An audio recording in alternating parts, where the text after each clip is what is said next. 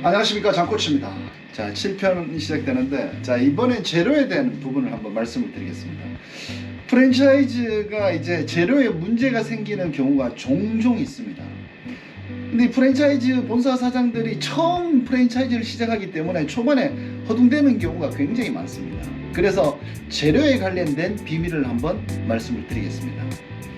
보통 프랜차이즈 하려고 가면 재료비가 얼마냐 그러면 뭐 38%다, 37%다 뭐 이렇게 얘기를 하는데, 막상 해보면 40%가 넘어가는 경우가 종종 있습니다. 재료비가 40%가 넘어가면 프랜차이즈가 힘들다고 보시면 됩니다.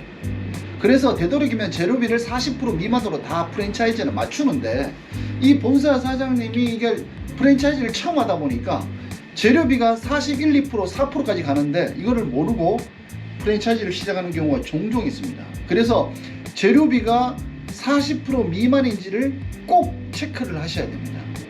이거는 누구한테 체크한다? 본사에 물어볼 게 아니라 기존 점주들 3명한테만 물어보면 답이 나옵니다. 재료비가 얼마 들어가는지. 그래서 재료비가 최소로 재료비가 작게 들어가는 브랜드가 들어가면 일단 안전하다는 겁니다. 40%가 넘어서면 큰일 난다는 겁니다.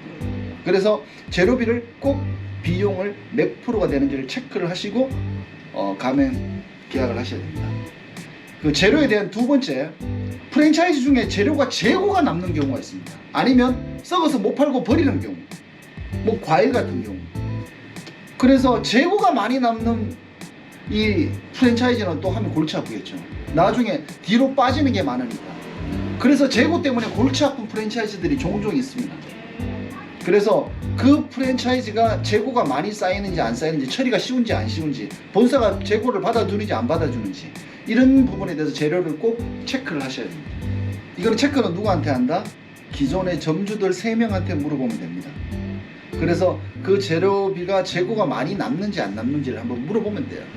재료에 관련된 부분. 세 번째, 가끔 제철에 이 재료를 구하기가 쉬운데 간혹 재료가 이게 제철이 아닌 때 구하기가 힘든 재료들이 가끔 있습니다. 이 본사 사장들이 자기가 프랜차이즈를 처음 하다 보니까 이 재료가 뭐 여름에는 구해졌는데 겨울에는 구해지지 않는 그런 경우도 있고, 구하기가 힘든 재료인지도 모르고 프랜차이즈를 하는 경우가 종종 있습니다.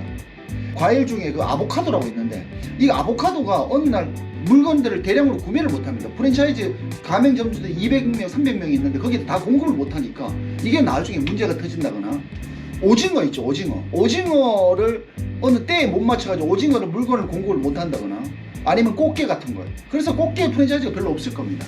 그래서 재료에 구하기가 문제가 생기는 프랜차이즈인지 아닌지를 꼭 체크를 하셔야 됩니다. 누구한테? 기존의 점주들 3명한테. 1명한테 물어보면 안 됩니다. 3명한테 꼭 물어보셔야 됩니다.